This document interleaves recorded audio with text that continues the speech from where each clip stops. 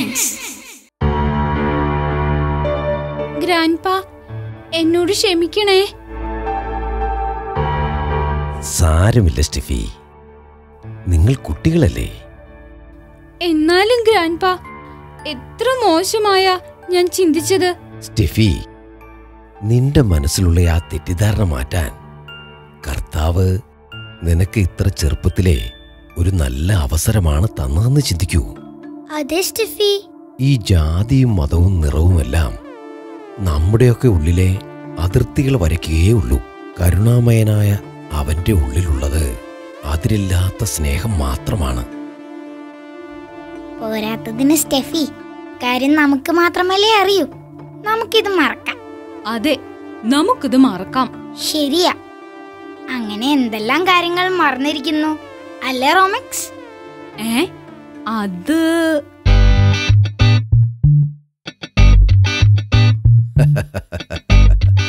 നിങ്ങളുടെയൊക്കെ ഒരു കാര്യം.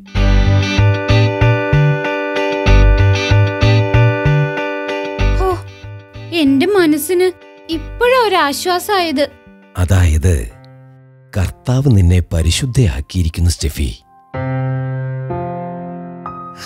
സമാധാനമായി. ഇനി നമുക്ക് സ്റ്റെഫിയെ നമ്മുടെ കൂട്ടത്തിൽ കൂട്ടാം. ഓ, ഒരു പരിശുദ്ധം നടക്കുന്നു. ഒന്ന് പോ ആദം.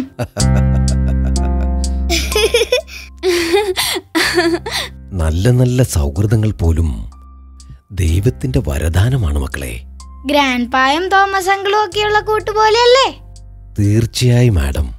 ഏകദേശം 50 വർഷങ്ങളോളമായിട്ടുണ്ട് ഞങ്ങളുടെ സൗഹൃദത്തിന്. പരസ്പരം സഹായിച്ചും സഹകരിച്ചും അങ്ങനെ. ഓ, 50 വർഷമല്ലേ? എന്തിന്? നിങ്ങളുടെ പല പ്രശ്നങ്ങൾ പോലും തോമസിന്റെ ഇടപെടലിലൂടെ തീർപ്പാക്കാൻ എനിക്ക് സാധിച്ചിട്ടുണ്ട്. ഓഹോ, അപ്പോ അന്ന് എന്നെ ഒറ്റിക്കൊടുത്തത് തോമസ് അങ്കിളായിരുന്നല്ലേ? അങ്കിൾ കാരണമാണല്ലേ ഞാൻ മോശക്കാരനായത്.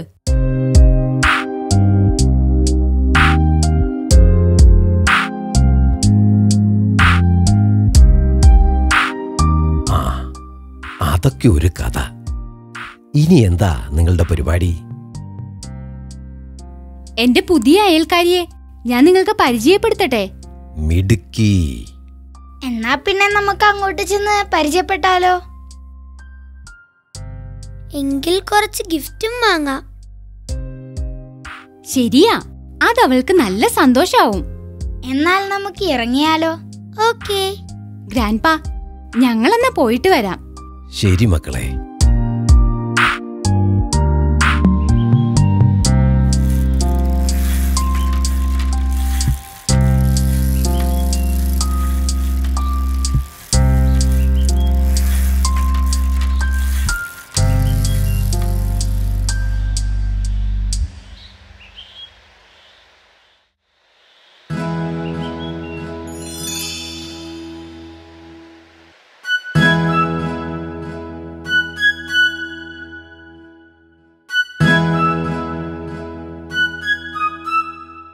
എന്ത് പെട്ടെന്നല്ലേ കാലം കടന്നു പോകുന്നത്.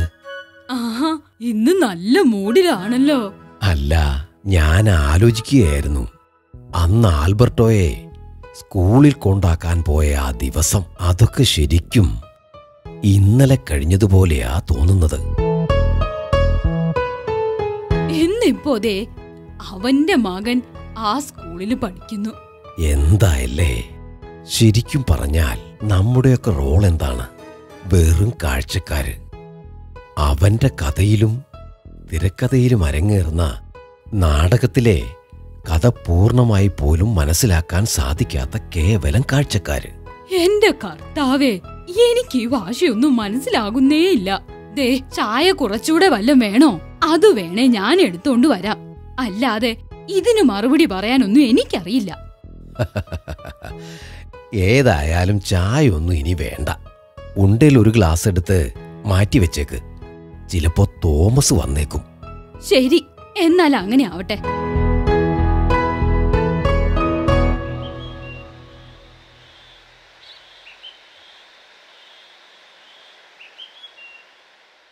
നമ്മുടെ കൂട്ടത്തിൽ ഒരാൾ കൂടെ വന്നാൽ ശരിയാ. ആകുമോ? അതാരാ? സ്റ്റെഫിയുടെ അയൽക്കാരി. ഓ, അത് വേണോ? സ്റ്റെഫി, എന്താ കുട്ടിയുടെ പേര്? അയ്യോ ഇല്ല, ഞാൻ ഇതുവരെ അത് ചോദിച്ചില്ല. നല്ല അയൽക്കാരി. അതെനിക്ക് ആദ്യം ആ കുട്ടിയെ ഇഷ്ടമല്ലാതിരുന്നത് കൊണ്ടല്ലേ. ഓഹ്, ഒന്ന് നിർത്ത്. അതേപറ്റി നമുക്ക് പിന്നെ സംസാരിക്കാം. വേറൊന്നുമല്ല പ്രിൻസ്, നമ്മൾ LKG മുതലുള്ള കൂട്ടുകാരല്ലേ. പുതിയൊരാൾ ഇടയിലേക്ക് വരുമ്പോ ഒന്നെങ്കിൽ നമുക്കോ അല്ലെങ്കിൽ പുതിയതായിട്ട് വരുന്ന ആൾക്കോ ചിലപ്പോ ഉൾക്കൊള്ളാൻ സാധിച്ചെന്നിരിക്കില്ല. ശരിയാ, അതും ഒരു കാര്യമാണ്.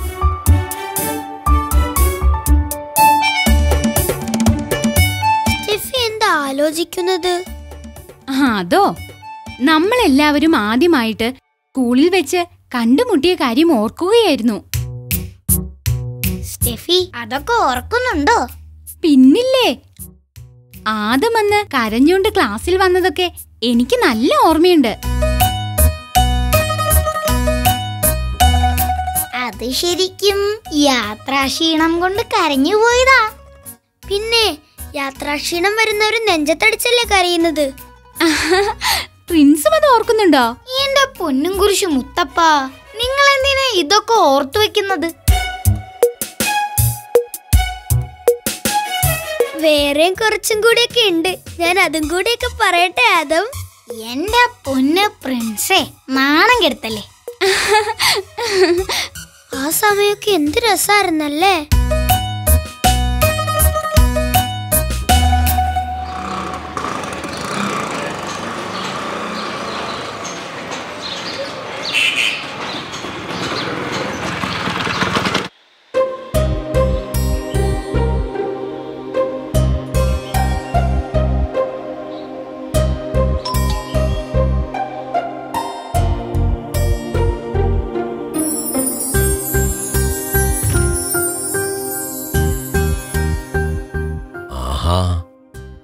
കൃത്യസമയത്ത് തന്നെ എത്തിയല്ലോ. കൃത്യനിഷ്ഠയുടെ കാര്യത്തിൽ നമ്മളാരും പണ്ടു തൊട്ടേ മോശക്കാരല്ലല്ലോ. ആ, ഏതായാലും തോമസ് വാ, നമുക്ക് അകത്തിരുന്ന് സംസാരിക്കാം.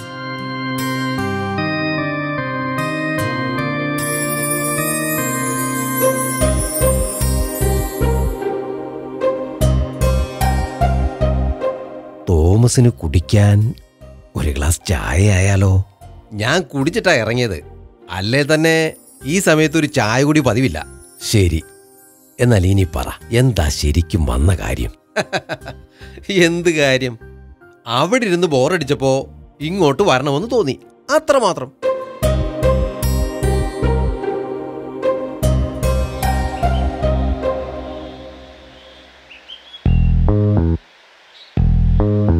എന്താ റോമെക്സ്, ഒരു ബുദ്ധിമുട്ട് പോലെ? അതെ, ഞാൻ ഇപ്പോഴാ ഓർത്തത്, വീട്ടില് 2-3 ഗസ്റ്റ് വരുന്നുണ്ടായിരുന്നു. അതാരാ? അത് ഡാഡിയുടെ അകന്ന റിലേഷനിൽപ്പെട്ട ആരോ ആണെന്ന്. ഞാനെന്നാ അങ്ങോട്ട് ചെല്ലട്ടെ. എങ്കിൽ പിന്നെ അങ്ങനെ ആകട്ടെ റോമാക്സ്.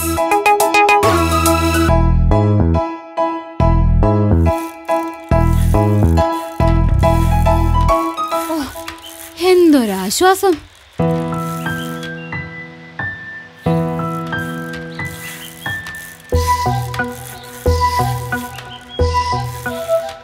നമ്മൾ പണ്ട് മുതലേ ഉള്ള ഫ്രണ്ട്സ് ആയതുകൊണ്ട് കൂട്ടത്തിൽ ഒരാൾ കള്ളം പറഞ്ഞാൽ പെട്ടെന്ന് തന്നെ മനസ്സിലാവും, അല്ലേ പ്രിൻസ്?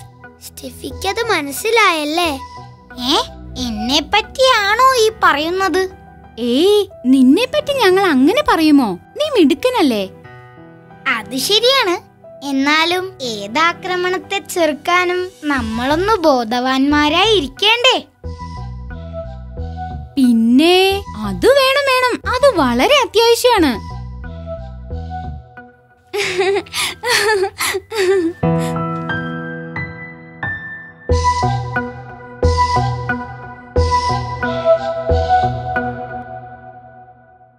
അമ്മച്ചി, അപ്പച്ചന്റെ മരുന്നിന്റെ സമയമായല്ലോ. പറഞ്ഞിട്ട് ഒരു കാര്യമില്ല മക്കളെ. തോമസ് വന്നാ പിന്നെ ഇവിടെ ഒരാൾക്ക് ഊണുമില്ല ഉറക്കമില്ല. പക്ഷേ മരുന്നിന്റെ കാര്യല്ലേ അമ്മച്ചി? എന്റെ കർത്താവേ, ഒരിക്കൽ ഞാനും ഇത് പറഞ്ഞതാ. എന്നിട്ട് മനസ്സിന്റെ സന്തോഷമോ വലുതെന്നോ, മനസ്സാണ് ഡോക്ടർ എന്നോ വക്കീലെന്നോ ഒക്കെ പറഞ്ഞ് എന്നെ ഉത്തരം മുട്ടിച്ചു. ഒരു തരത്തിൽ പറഞ്ഞ ആ പറഞ്ഞതിലും കാര്യമുണ്ട്.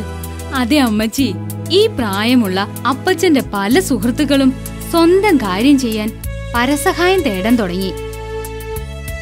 ഞാൻ കാണാൻ തുടങ്ങിയ കാലത്തും ഈ ചിട്ടയും ദിനചര്യയുമെല്ലാം ഇതേപോലെ തന്നെയായിരുന്നു.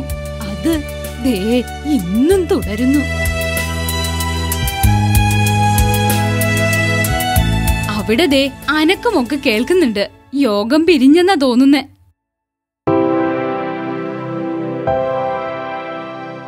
എന്നാ ഞാൻ അങ്ങോട്ട് ഇറങ്ങിയാലോ?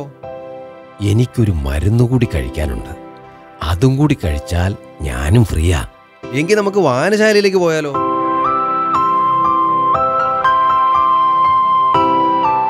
ഓ ആയിക്കോട്ടെ. എന്നാ തോമസ് ഒരു 2 മിനിറ്റ് വെയിറ്റ് ചെയ്യൂ. ഞാൻ ആ മരുന്ന് കഴിച്ചിട്ട് പെട്ടെന്ന് വരാം. ആ ശരി.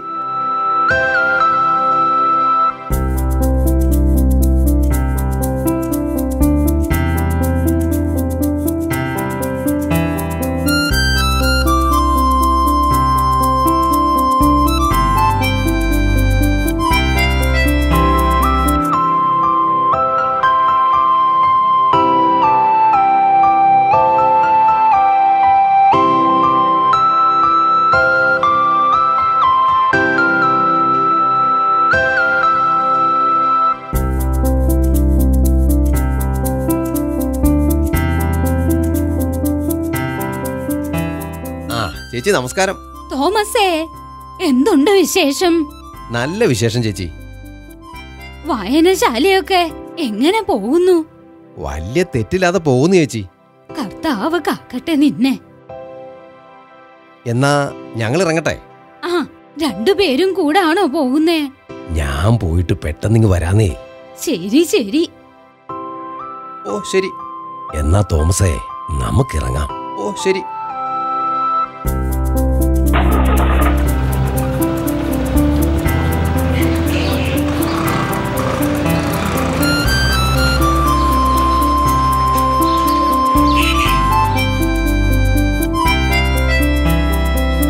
റോമിക്സ് നമ്മളിൽ നിന്ന് ഒത്തിരി അകന്നു പോയല്ലേ? അതെ അതെ, എപ്പോഴും എന്തെങ്കിലും കുഴപ്പമൊപ്പിച്ചുകൊണ്ടിരിക്കും. എനിക്കിടയ്ക്ക് അവന്റെ കാര്യം ആലോചിക്കുമ്പോ ദേഷ്യം വരും. അവൻ കാരണം നമ്മളും ഒത്തിരി സ്ഥലങ്ങളിൽ മോശക്കാരായിട്ടുണ്ട്. എത്രയായാലും പഠിക്കില്ലാന്ന് വെച്ചാ എന്താ ചെയ്യാ? ഇന്നിനിപ്പോയത് എന്തൊപ്പിക്കാനാണാവോ? ഏതായാലും ഇവനെ കൊണ്ട് ഞാൻ മടുത്തു. ഫ്രണ്ട്സ്, നമ്മളും കൂടി അവനെ ഒറ്റപ്പെടുത്തിയാൽ അവനെ നേരായ വഴിയിലൂടെ നടത്താൻ ആരുണ്ട്? പക്ഷേ പ്രിൻസ്, റോമക്സ് നമ്മുടെ കൂട്ടുകാരനല്ലേ? അപ്പോൾ അവനെ നേർവഴിയിലൂടെ നടത്തേണ്ടത് നമ്മളുടെ കൂടി ഉത്തരവാദിത്വമല്ലേ?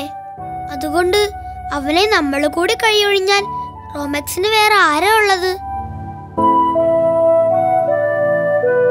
സോറി പ്രിൻസ്, ഞാൻ എൻ്റെ ഒരു വിഷമത്തിന് പറഞ്ഞു പോയതാ. Sorry Prince.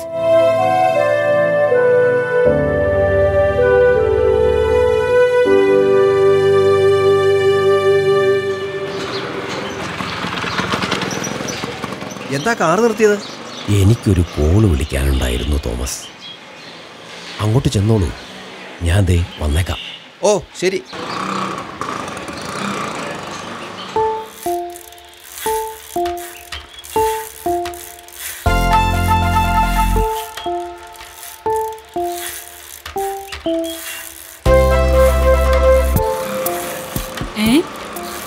തോമസ് അങ്കിൾ അല്ലേ അത്?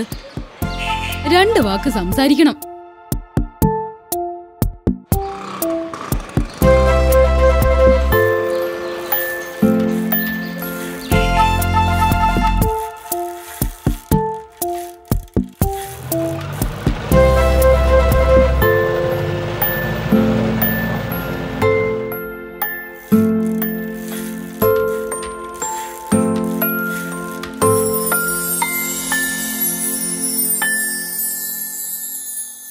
ചേടാ, അങ്കിൾ അത് എവിടെ പോയി?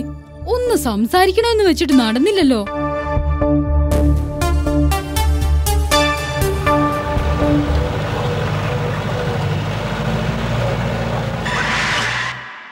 എന്നെ ഏതായാലും ഒത്തിരി കഷ്ടപ്പെട്ട് നാണം കെടുത്തിയതല്ലേ. ഈ താക്കോല് എന്റെ കയ്യിലിരിക്കട്ടെ.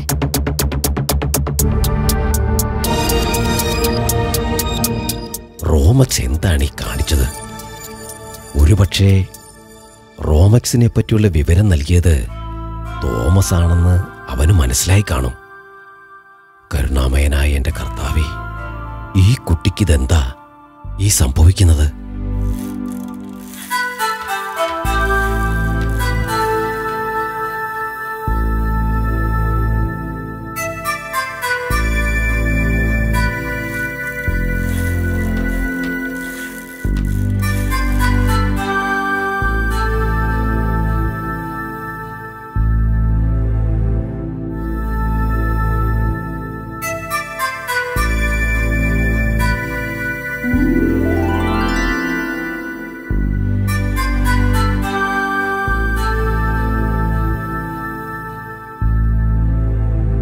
എനിക്ക് തോന്നുന്നത് നമ്മൾ ആദ്യമായിട്ടാണ് ഇത്ര നേരത്തെ ഗാർഡനിൽ എത്തുന്നതെന്ന്. ശരിയാ, ഞാനാണേൽ പകുതി ഉറക്കത്തിൽ ആ സൈക്കിൾ ചവിട്ടി വന്നത്. ശരിക്കും പറഞ്ഞ നല്ല രസമുണ്ട് ഈ സമയത്ത് ഇവിടെ ഇരിക്കാനല്ലേ. അതെ അതെ, നമ്മുടെ ഗാർഡൻ ഇത്ര സുന്ദരമാണെന്ന് എനിക്ക് ഇന്നാ മനസ്സിലായത്. എന്നാലും ഇത്രയും നേരത്തെ വരാൻ എന്തിനാ ഗ്രാൻഡ്പ പറഞ്ഞത്? അതാ എനിക്കും മനസ്സിലാവാത്തത്. എന്നിട്ട് ഗ്രാൻഡ്പ എന്തിയെ പ്രിൻസേ? അത് ഞാൻ എഴുന്നേക്കും മുൻപ് ഗ്രാൻഡ്പ എങ്ങോട്ടോ പോയി. ചിലപ്പോൾ പള്ളിയിലായിരിക്കും.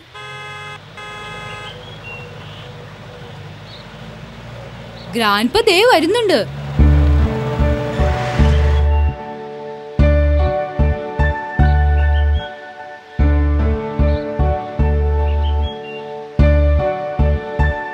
Good morning grandpa. Good morning കുട്ടികളെ. വരൂ ഗ്രാൻഡ്പ, ഇങ്ങോട്ടിരിക്കാം.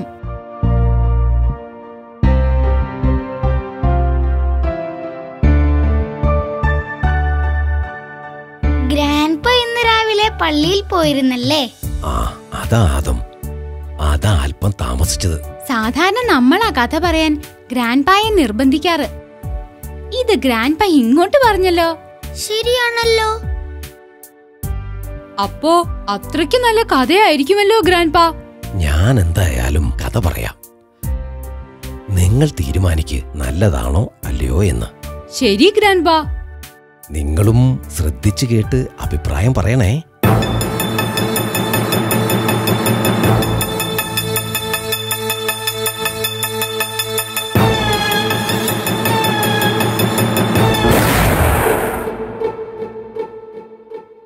എന്നാ ശരി, നമുക്ക് തുടങ്ങാം.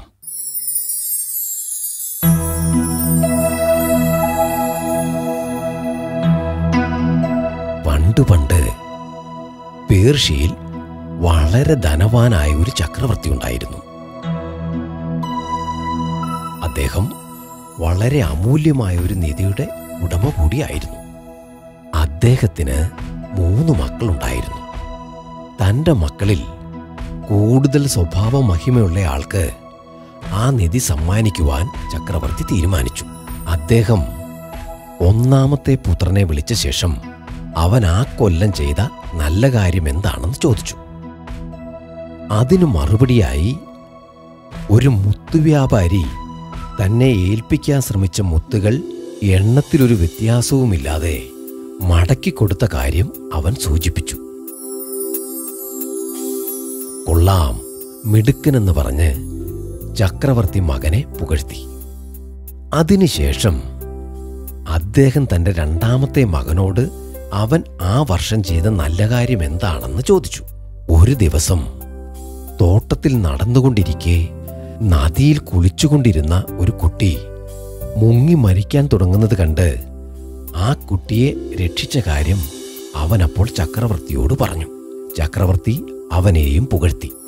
3ാമനോടും അതേ ചോദ്യം തന്നെ ചോദിച്ചു. അപ്പോൾ അവൻ പറഞ്ഞു, ഞാൻ ഒരു യാത്ര പോകുമ്പോൾ എൻ്റെ ഏറ്റവും വലിയ ശത്രു ഉയരമുള്ള ഒരു ഭിത്തിക്ക് മുകളിൽ കിടന്നുറങ്ങുന്നത് കണ്ടു. ഉറക്കത്തിൽ അയാൾ താഴെ വീണാൽ മരിക്കാൻ ഇടയുണ്ടെന്ന് കണ്ട് അയാളെ വിളിച്ചുണർത്തി താഴെ ഇറക്കി. അപ്പോൾ അയാൾ എന്നെ അസഭ്യം പറഞ്ഞ് ആക്ഷേപിച്ച് കടന്നുപോയി. അത് കേട്ട് അത്യന്തം സന്തോഷവാനായി മാറിയ ചക്രവർത്തി ആ നിധി മുഴുവൻ അവന് സമ്മാനിച്ചു.